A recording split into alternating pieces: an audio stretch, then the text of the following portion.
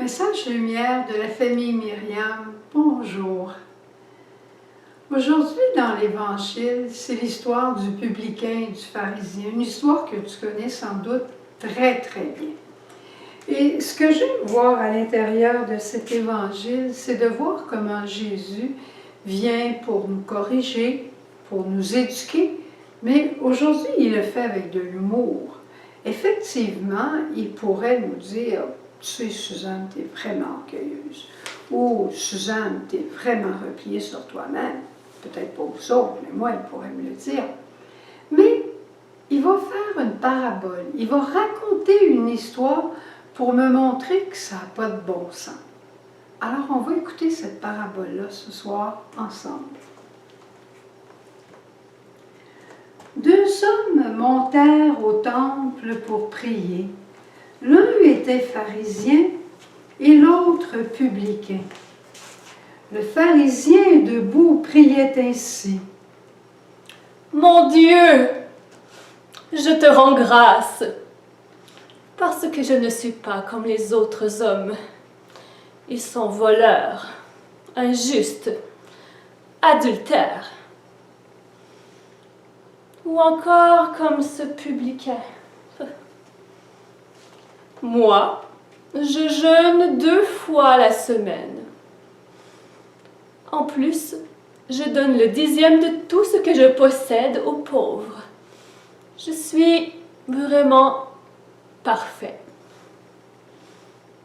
Le publicain se tenait à distance et n'osait même pas lever les yeux vers le ciel et se frappait la poitrine en disant: Mon Dieu, aie pitié du pécheur que je suis.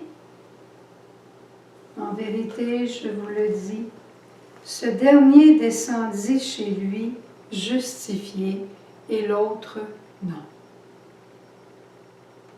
Parole du Seigneur. Voyez-vous finalement, ça a dû vous faire sourire un peu, voyez-vous finalement ce qu'on peut avoir l'air quand on se prend pour un autre ou qu'on se déprécie pas mieux un que l'autre. On a tous en nous un pharisien et un publicain.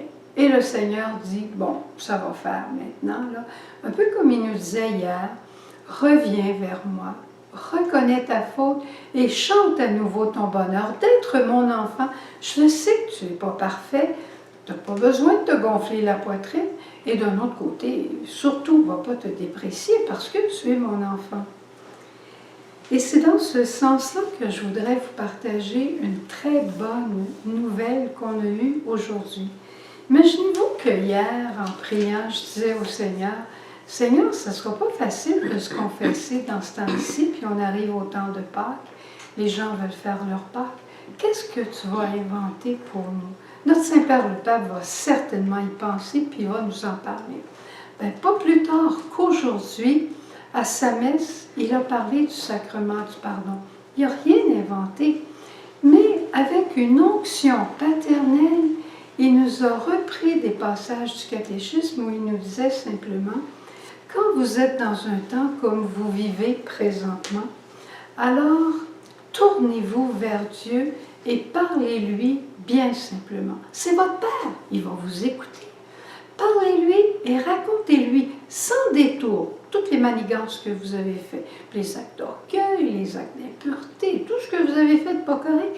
Dites-lui et dites-lui que vous le regrettez profondément. Et après ça, dites un véritable acte de contrition. En ayant confiance que sa miséricorde peut recréer votre cœur et en voulant tout accueillir de sa miséricorde. Rencontrez-le, c'est votre Père.